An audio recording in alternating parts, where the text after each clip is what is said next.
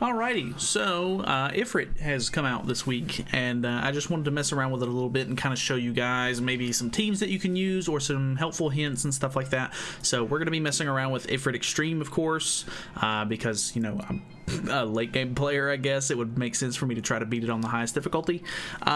But yeah, before we hop in, I do want to say I will be, you know, going over the rest of the stuff in this patch. Not that there's a whole lot, but you know, just messing around with the slime collab characters and stuff a lot this week and last week and everything. So feel free to subscribe if you haven't already. But a couple of things that you want to know going into this fight is that he is weak to Rupture. Rupture is going to be one of your biggest, you know, tools here that you can use, because he has an actual passive where it increases the hero's damage taken from skills with the Rupture effect by 50%. He is also weak to Tensura collab units, so any of the units will do, but they really want you to use Blue Rimuru here. He was originally, when this came out 2 years ago, which is so weird to say because I remember playing this like very vividly, like when the game kind of first sort of launched. If you didn't pull Rimuru or you didn't have him powered up or anything like that, there wasn't really a good unit that you could use alternatively besides maybe like the blue small Matrona Deanne. So one of the things that you want to do is you can actually scroll through and find the Rupture skill in the attack effects and then apply that, and you can see not Merlin, but all of these characters down here are characters that actually have Rupture on a card. It's actually pretty hard to find a character that has a single target Rupture card.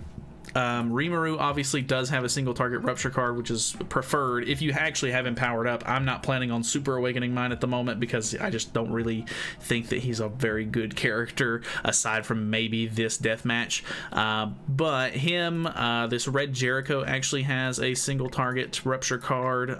So does this the original blue Matrona DN, which is the one that I was talking about. But when this originally came out, there was no Super Awakening. Level 60 was the highest that you could actually have on your characters, so it would make sense that the things have sort of skyrocketed compared to what they are now. So I'm going to be using this team right here. The whole goal, I'm pretty sure we used something similar to this in the Lamech video. I'll try to make something a little bit different as well for maybe just some regular players who don't really have this setup or don't want to use this specific setup. But this one's actually really cool. The whole idea behind it is that you use Scotty to debuff herself. You then use Margaret to cleanse it, and then with Thonar in the back, because this is classified as a death match, you'll actually get the her passive going, which is, I think it's attack related stats and an attack boost at the same time, and because Rimuru is strong and his Pierce card hits really hard, we should hopefully be able to do a decent amount of damage. So let me find a teammate really quickly. I'm just going to keep inviting some random people until they join, and then we'll try to hop into this thing.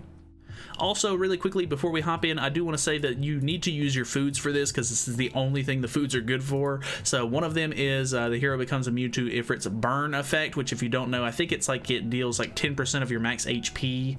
And the other one is Fire Essence gain.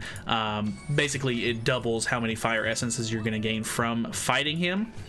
So we're going to be using that one because honestly the burn isn't going to be that big of a deal. He's not super hard. Honestly, from what I've seen of the JP players sort of messing around with him beforehand of the update coming out and me doing a little bit of research, the fight doesn't really seem all that difficult. Like, I mean, you can just bring in, you know, the one Escanor, Trader Melee, whoever your hardest hitting units are, and you can really just blow through this thing. It's really not that bad. So do be aware that you don't have to go super try-hardy like this team might be a little bit, but yeah, if we can try to get this off and hopefully that will work, then maybe we can mess around here and try to see if we can get some decent damage off. So we're just going to use that to start with. Hopefully, I don't know if him having the shield up is going to prevent us from debuffing ourselves with Scotty or not, but I kind of hope that still does go off. I would imagine it does.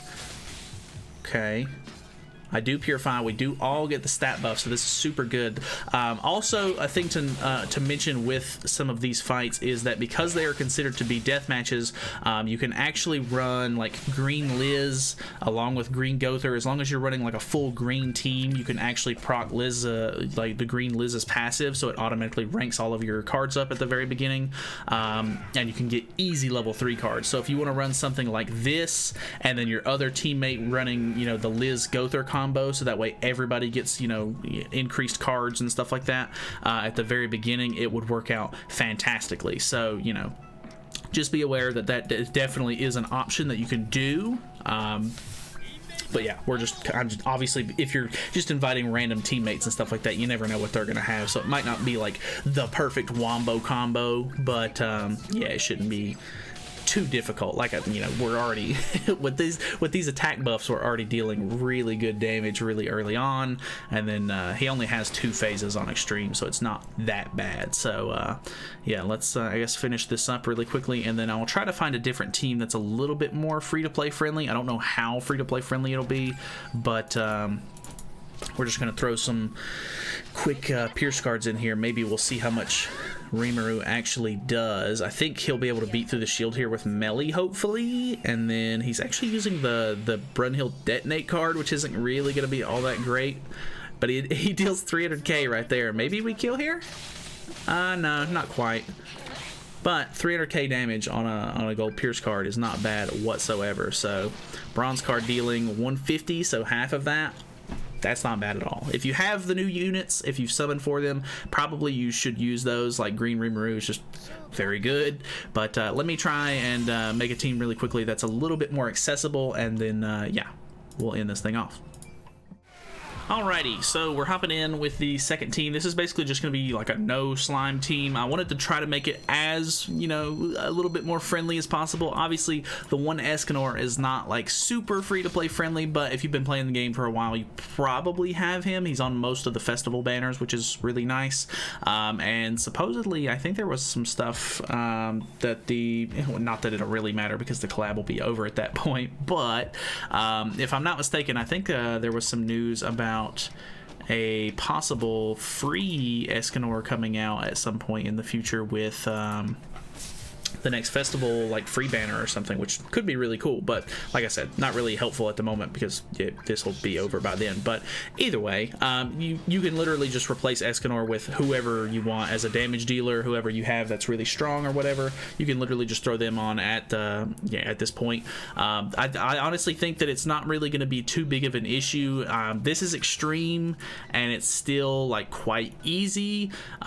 Plus, you can also kind of rely on your teammate as well.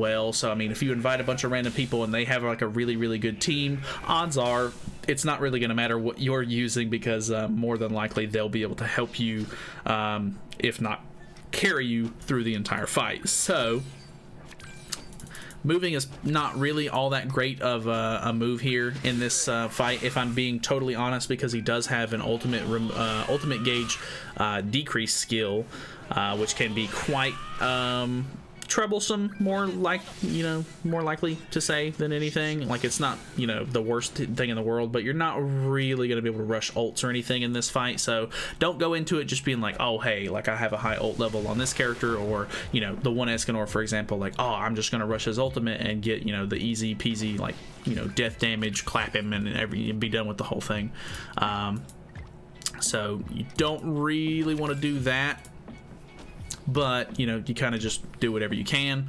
We'll just kind of throw some extra cards in here. This should be I don't think we'll kill here, but this should be a pretty good amount of damage out first turn for phase 2. So we got all the level 3s. This will break the shield, hopefully. I would imagine it will. Boom. Yeah, very good.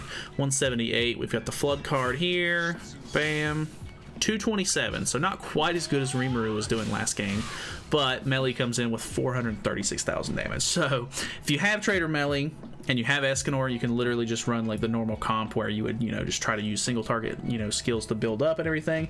Easy peasy, no problem. So that is pretty much the gist of the fight. Nothing too crazy. You don't really have to worry about going in with like a ton of crazy strategy. That first team that I used, I think, is just a really fun way to sort of get bigger damage out really early. So if you have those units and everything, feel free to use those. But the exchange shop itself is pretty nice. You do get your last Holy Relic box here, so you can go ahead and grab that.